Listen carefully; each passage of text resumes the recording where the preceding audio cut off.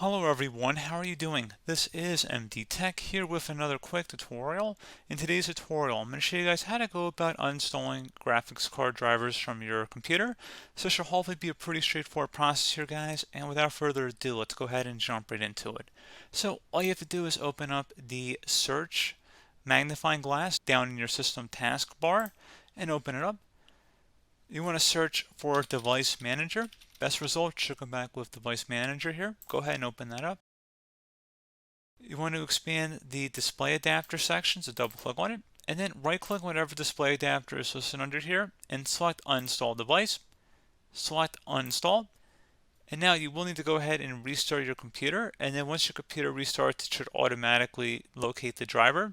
And if not, you can always go back onto the manufacturer's website as well and then download it from them. A lot of them have automated tools to go actually locate drivers applicable for your hardware. So again, pretty straightforward process, guys. Do hope that I was able to help you out, and I do look forward to catching you all in the next tutorial. Goodbye.